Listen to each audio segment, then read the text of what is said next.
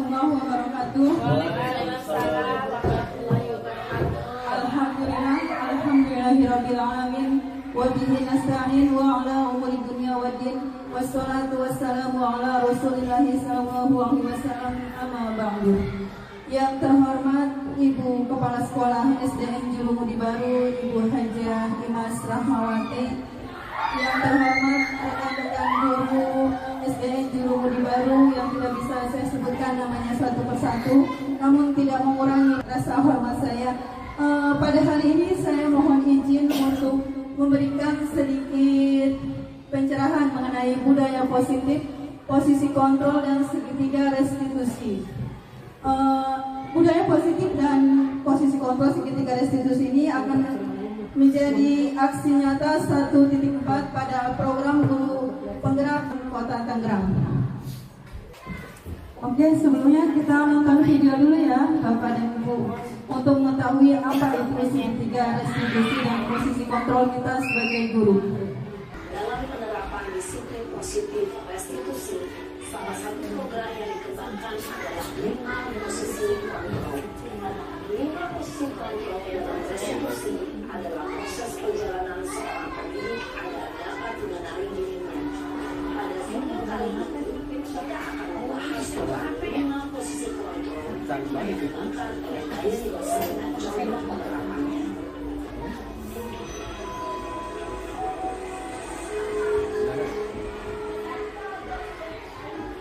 Posisi kontrol itu adalah 1. Posisi penghukum, 2.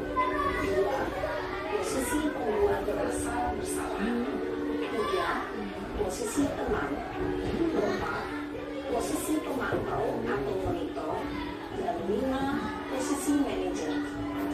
Untuk lebih memahami kelima posisi tersebut, mari kita saksikan kasus Naren dan penambahan ada 2 murid di sekolah melihat bagaimana kelima posisi kontrol dalam menghadapi masalah tersebut.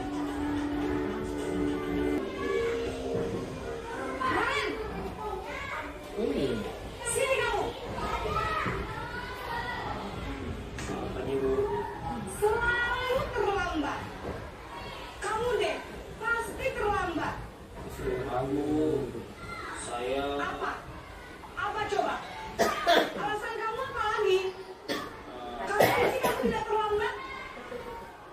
Malas sekali ya kamu jadi anak. saya Dasar pemalas. Gak kapok-kapok sih kamu. Sudah berapa kali terlambat? Sana, kamu keliling lapangan basket 2 kali. kenapa saya harus keliling lapangan basket, Bu? Kenapa? Kamu melawan ibu. Berani-beraninya jawab. Sudah terlambat, masih berani jawab pula. Sekarang, keliling lapangan basket 5 kali sekalian. Biar kapok. Cepat. Pergi sana ke lapangan basket.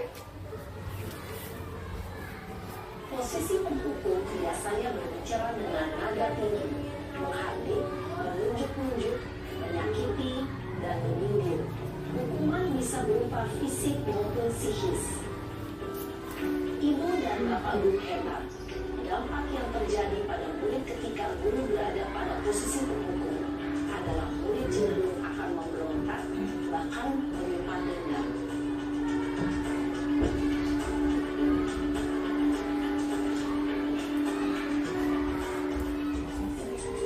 Naren!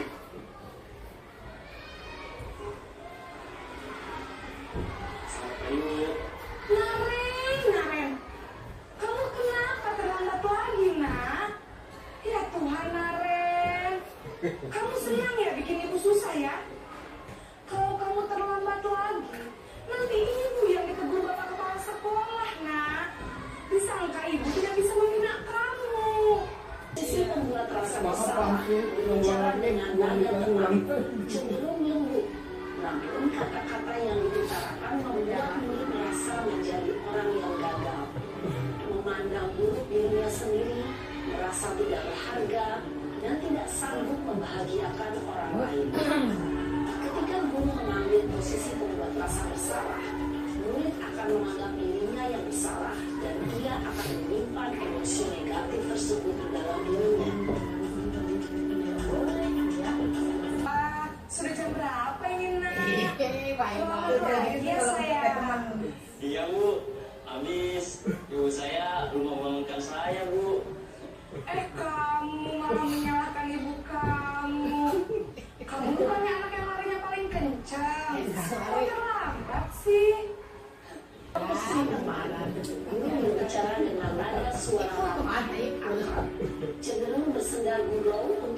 suasana tetap santai. Murid akan merasa senang, aman, dan akrab dengan guru. Identitas yang tercipta adalah identitas sukses atau berhasil.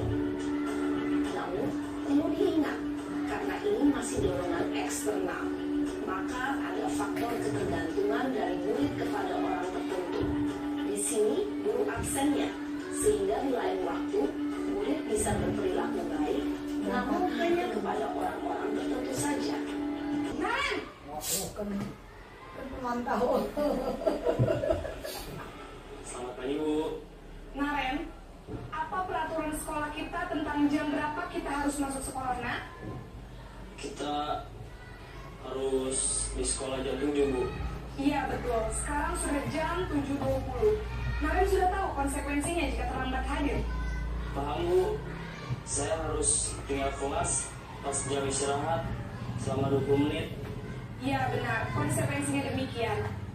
Posisi pemantau mengandalkan penghitungan atau data untuk mengontrol murid. Guru mengarahkan murid berdasarkan peraturan dan konsekuensi. Seorang pemantau menunjukkan bahasa tubuh dan ekspresi wajah yang datar dan cenderung formal. Udah Selamat pagi, Bu. Selamat pagi, Naren. Maaf, Bu. Saya terlambat. Iya, sekolah masuknya jam 7, sekarang sudah jam 7.20. Jadi sekarang bagaimana ini, Naren? Maaf, Bu. Saya lupa alarm saya semalam. Baiklah, menurut kamu, keyakinan sekolah yang mana yang perlu kamu tingkatkan? Menghargai diri sendiri dan orang lain mungkin ya, Bu. Setuju. Jadi, apakah Naren meyakini prinsip saling menghormati tersebut? Iya, Bu. Saya meyakininya. Apakah Naren bersedia memperbaiki masalah keterlambatan ini? Bersedia, Bu. Bagaimana kamu akan perbaiki masalah keterlambatan ini? Posisi manajer adalah posisi kontrol yang disarankan untuk membimbing murid memiliki sikap disiplin yang positif, yaitu murid yang mandiri, bertanggung jawab, dan dapat memecahkan masalah. Tujuan dari posisi ini adalah agar murid dapat berefleksi atas tindakannya. Guru akan dengan tulus memberikan pertanyaan-pertanyaan bermakna, sehingga murid dapat belajar dari kesalahannya dan mencari sebuah solusi untuk menyelesaikannya. Oke, jadi itu tadi ya video tentang 5 posisi kontrol guru ya. Kita akan menempatkan diri kita di posisi yang mana? Mungkin bisa flashback lagi. Kemarin-kemarin kita ada di posisi yang mana nih kira-kira? Kebanyakan di posisi penghukum atau posisi yang mana? Dua kayaknya. Pomel dulu. Satu. Seringnya yang pertama ya yang hukum. Iya, sebenarnya kita berada di posisi yang pertama sebagai penghukum. Jadi kayak teman ya, lu maafin ya tadi, aduh. Oke, selanjutnya saat kita mendengar disiplin tadi ya, judulnya budaya positif, disiplin dan posisi kontrol. Ketika mendengar kata disiplin, apa yang terbayang di benak Bapak dan Ibu sekalian? Apa yang terlintas di pikiran Anda? Kebanyakan orang akan menghubungkan kata disiplin dengan tertib, teratur, dan kepatuhan pada peraturan. Disiplin juga sering dihubungkan dengan hukuman, padahal itu sungguh berbeda. Karena belajar tentang disiplin tidak harus dengan memberi hukuman. Justru itu adalah salah satu alternatif terakhir, dan kalau perlu tidak digunakan sama sekali. Dalam budaya kita, makna kata disiplin dimaknai menjadi sesuatu yang dilakukan seseorang pada orang lain untuk mendapatkan kepatuhan. Kita cenderung menghubungkan kata disiplin dengan ketidaknyamanan. Disiplin waktu, disiplin berpakaian. Oke, Ki Hajar Dewantara menyatakan bahwa untuk mencapai kemerdekaan atau dalam konteks pendidikan kita saat ini, untuk menciptakan murid yang merdeka, syarat utamanya adalah harus ada disiplin yang kuat. Disiplin yang dimaksud adalah disiplin diri yang memiliki motivasi internal. Jika kita tidak memiliki motivasi internal, maka kita memerlukan pihak lain untuk mendisiplinkan kita atau motivasi eksternal. Karena berasal dari luar, bukan dari dalam diri kita sendiri. Adapun definisi kata merdeka menurut Ki Hajar Dewantara adalah apa tuh? Mardika iku jawanya cara mung lepas simpan ling unggal kuat kuasa mandiri priyangga. Mereka itu artinya tidak hanya terlepas dari perintah, akan tetapi juga cakap buat memerintah diri sendiri.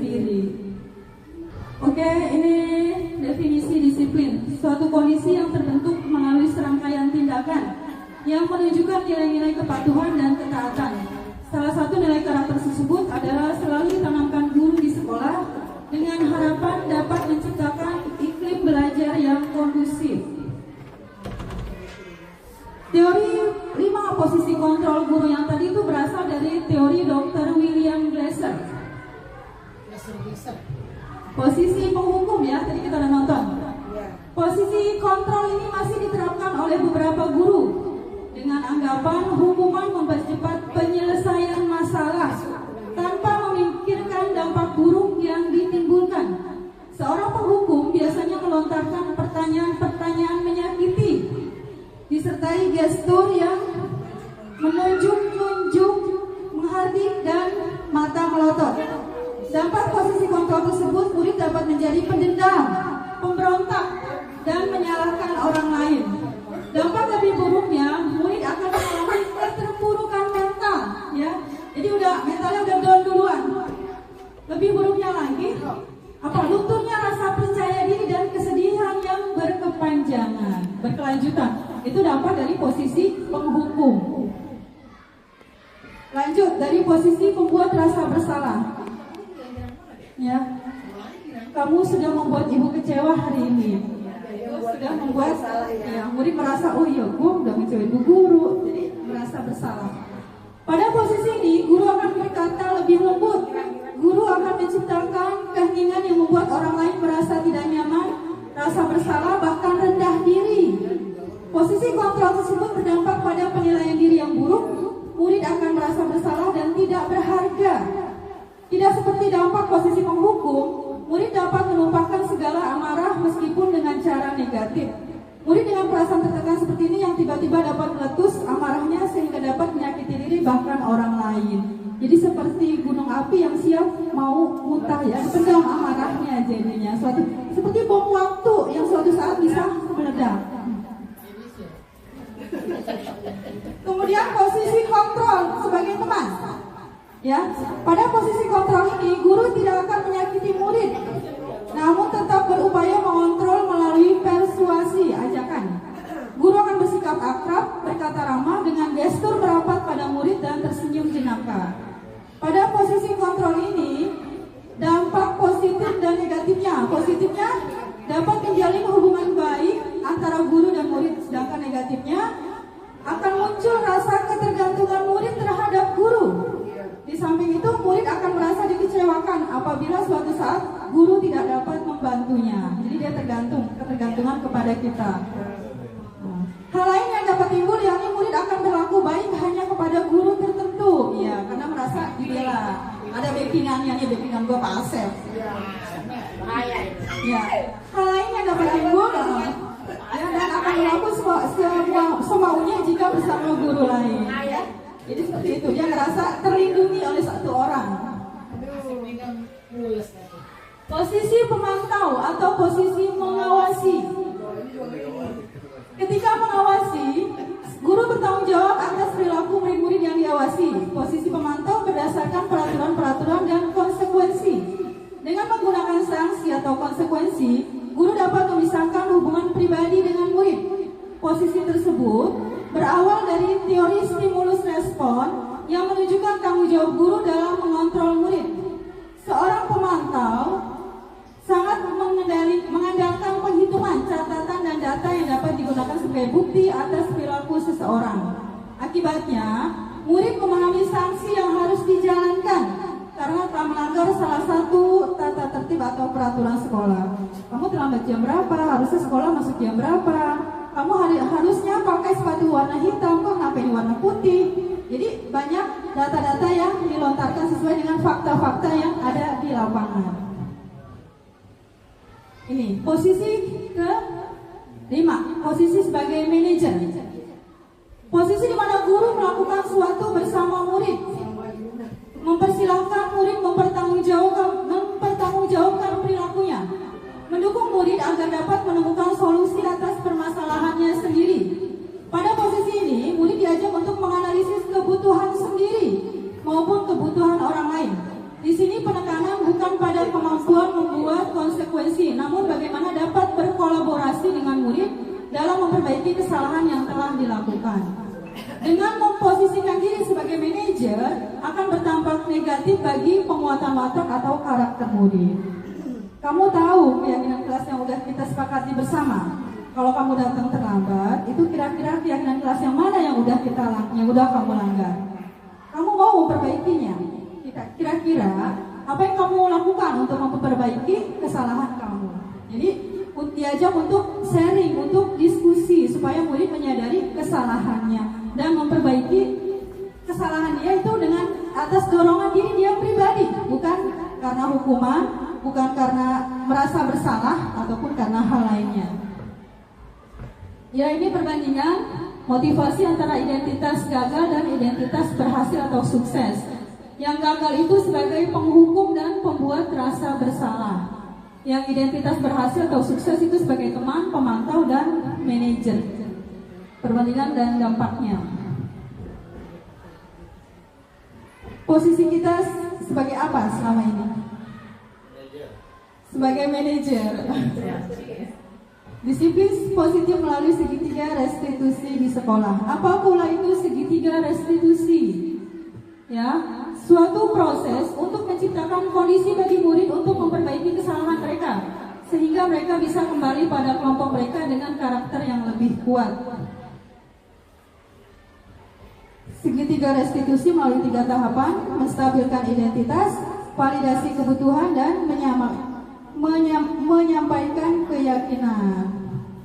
Ya, pertanyaan-pertanyaan yang tadi yang ada dalam 5 posisi kontrol. Langkah-langkah penerapan segitiga restitusi di sini ada menstabilkan identitas untuk membuat anak merasa gagal karena berbuat salah menjadi positif terhadap dirinya. Berbuat salah itu hal yang manusiawi, tidak ada manusia yang sempurna. Bapak Ibu juga pernah berbuat salah. Kita pasti bisa menyelesaikan permasalahan ini. Kamu terlambat, kira-kira apa alasan kamu terlambat hari ini? Oke, validasi kebutuhan. Guru berkata, kamu bisa saja akan melakukan hal yang lebih buruk, tapi kamu tidak bisa melakukannya. Kamu pasti punya alasan mengapa melakukannya. Apa yang penting bagi kamu? Selanjutnya, menanyakan keyakinan. Apa nilai yang kita percaya di kelas atau sekolah kita? Nilai-nilai universal apa yang telah kita sepakati? Kelas yang ideal itu seperti apa sih? Intervensi 30 detik. Intervensi ini bisa membantu murid kembali ke tujuan semula dan dengan cukup singkat dan dengan cara non-konfrontatif. Kamu ingin berbuat lebih baik? Peraturannya apa? Kapan kamu siap untuk mulai? Apakah yang kamu lakukan saat ini sesuai? Apakah saya bisa bantu kamu agar dapat segera mulai? Ya, ini pertanyaan-pertanyaan yang untuk segitiga restitusi dan berkaitan dengan 5 posisi kontrol yang tadi.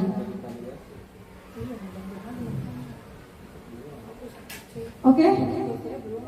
Ada pertanyaan Bapak Ibu sekalian?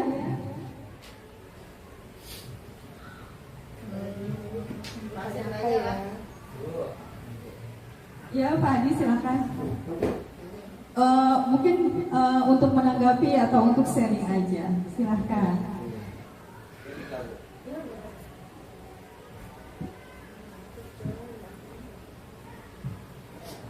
Terima kasih Bu Malin atas waktunya. Bu Malin, saya mungkin sedikit bercerita tentang kelas 2.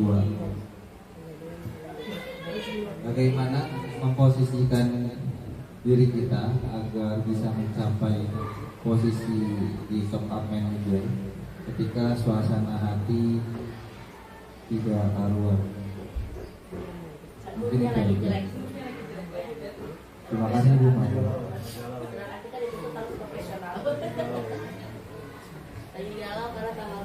Oke, terima kasih Pak Adi atas pertanyaannya. Bagaimana memposisikan diri kita sebagai guru di saat kita sedang menghadapi masalah, misalnya masalah pribadi di rumah, habis bertengkar dengan suami atau habis bertengkar dengan anak dan lain sebagainya. Kembali ke diri kita pribadi, ya. Kita harus bisa menempatkan sesuatu sesuai porsinya masing-masing.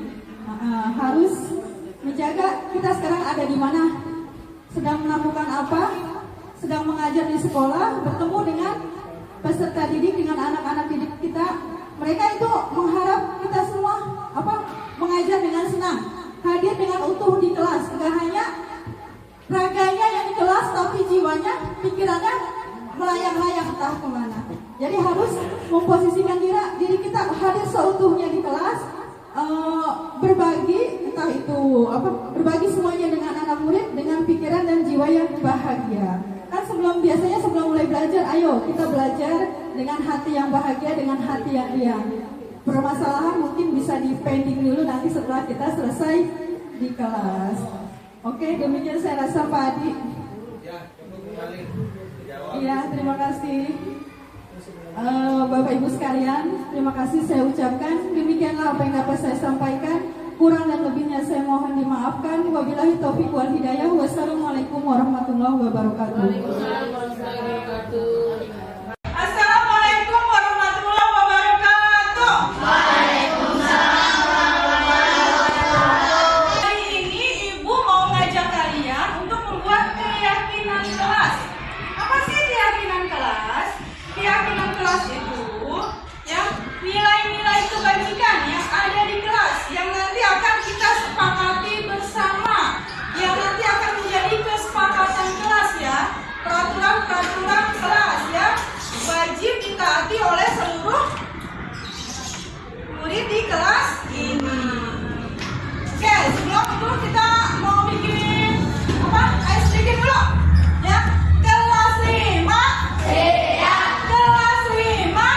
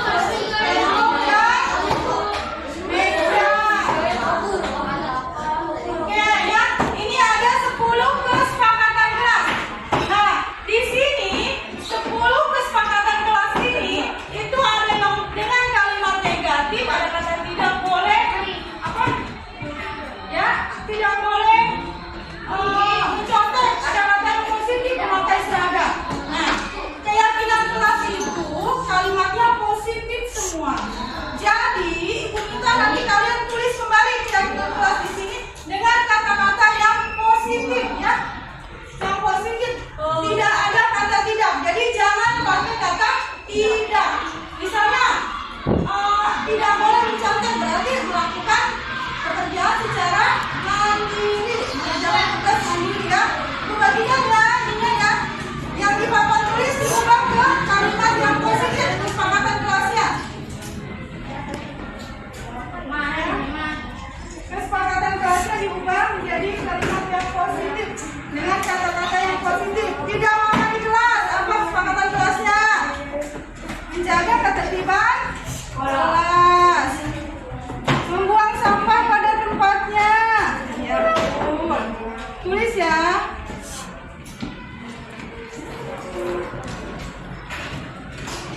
Kalau sudah nanti ditempel di papan tulis. Ditempel di papan tulis. Ya ditempel ya. Kalau sudah ditempel di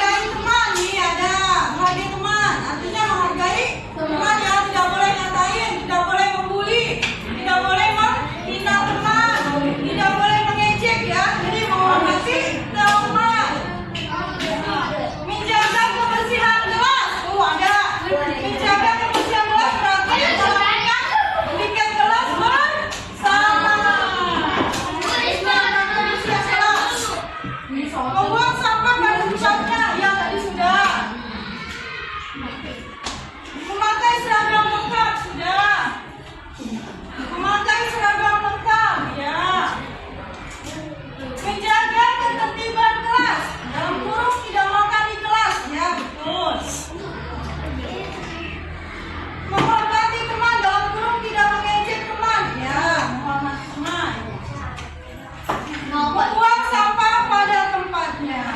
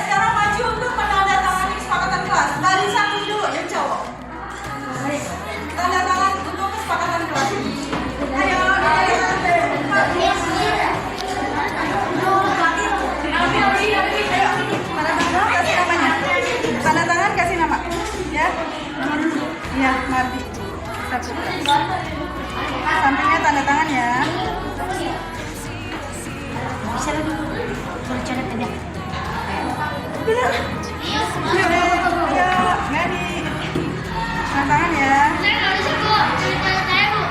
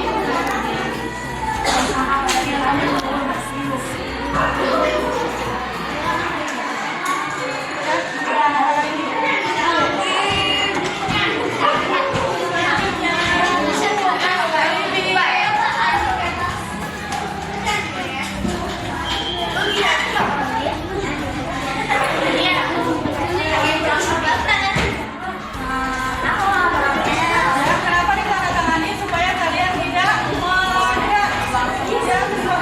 kesepakatan bersama. Oh, tidak kesepakatan. Iya, buang sampah pada tempatnya. Ibu-ibu berapa yang suka buang sampah sembarangan ya? Ya.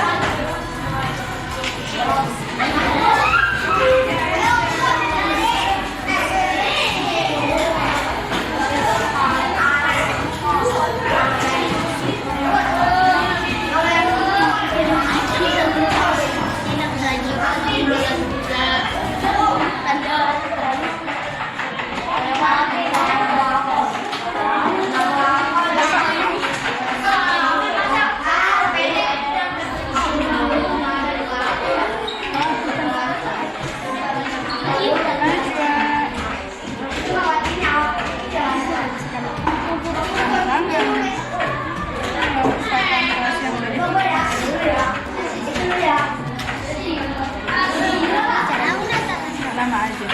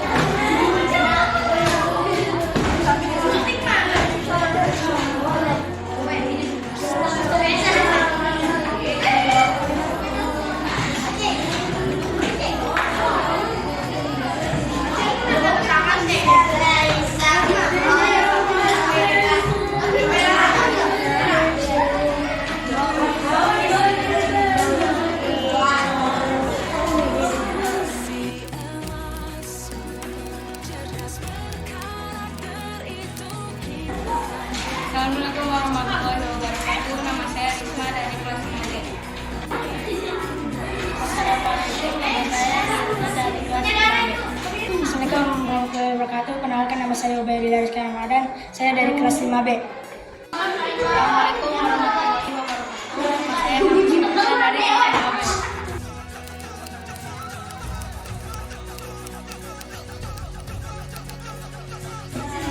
Senang sekali. Saya sangat bersemangat. Saya senang sekali. Saya bahagia sekali.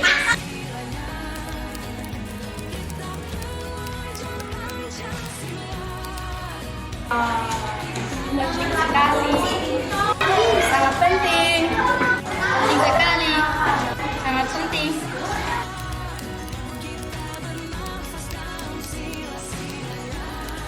Membuat kita lebih disiplin. Membuat kita menjadi lebih baik. Membuat kita menghargai orang lain. Membuat kita menjadi lebih baik.